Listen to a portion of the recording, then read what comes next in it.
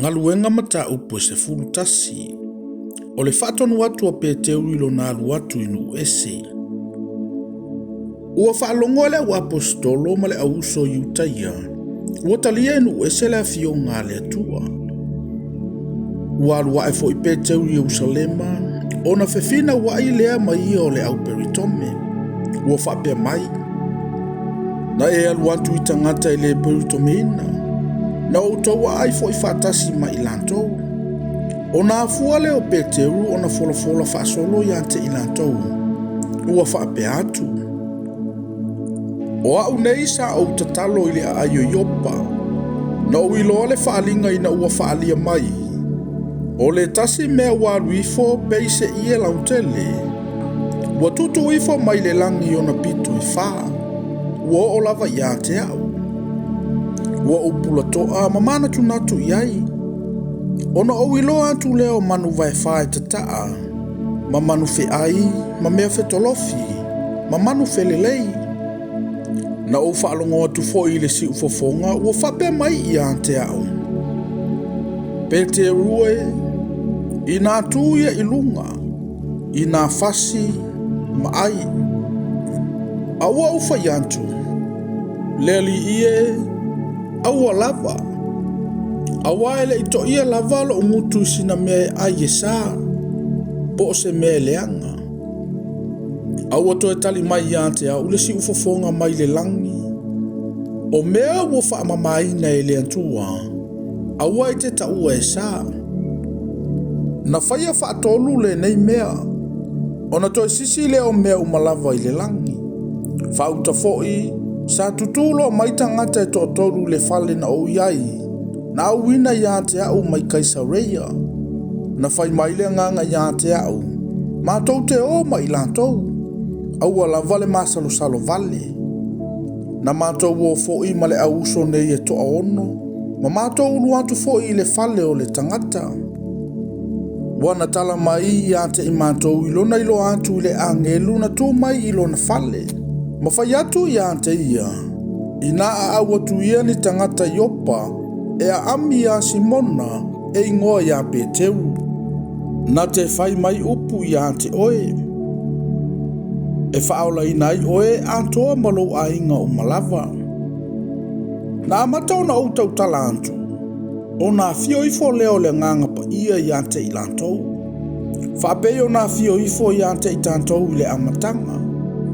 O na omana tuale o le a fio ngā le lii, ua whapea mai. Na papatiso lava Ioane i le vai. Ai papatiso ina o tau i le nganga pa ia. O le nei, a whai e tusa le alofo wafo ina mai e le atua i ante i tantou a toa ma i lantou. Ina ua whaatua tua i le lii o Yesu Keriso. O ai e a unei o te mawhaia o na wawao atu i le antua. Ua lantou whaalongo mai ia upu, o na lantou whaalolongo lea. Ua vivi atu fo i le antua ua whapeane. E moni, ua fo i antu e le atua inu e sele sala moe o lai. Na o atu fo i e na whaasala lawina i le sauanga na tupu, ina ua oti o se te whano. Ua o lava i fo i nie, ma kuperu, ma ane tioka. Ua le tau tala atu i le upu se tasi na o tangata i Iutaia lava. O tangata kuperu ma ku rene fo i nisio i lantou. Ua o fo i lantou i ane tioka. Ua tau tala i tangata elenisi, ma fola atu le tala lelei i le alii o Yesu. Sa i ate i lantou le a ao le alii. Ua tali tonu fo i le vau tangata e to tele, ma liliu mai i le alii. Ua longo atu le tala ia mea i talinga o le ekalesia o Yerusalema. O na a atu lea i lantou i ampanapa.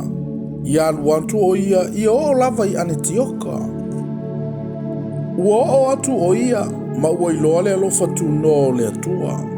O na oli le o ia, ma popo i antu i ante i lantou umalava. Ia mau o lantou loto ina ia pipi i antu i le alii. Awa o le tangata a mio le lei o ia. Ua tumu i le nganga pa ia ma le whaatua tua. Ua whaapopo ina i fo i tangata e to te le lava i le alii. O na alu le o panapa I taso e sa ili ia Saulo. Wana maua o ia, o na au maia le o ie Anetioka. Ua lafa atasi ma le ekalesia ua atoa le tausanga. Ma o atu I tangata e toa tele lava, na ulua ingoa fo'i le au soo o keusiano I Anetioka. O na po ia na o ifo ai perfecta ma Yerusalema I Anetioka. Na tu ilunga fo'i le tasio I lantou, o a kapo le ingoa.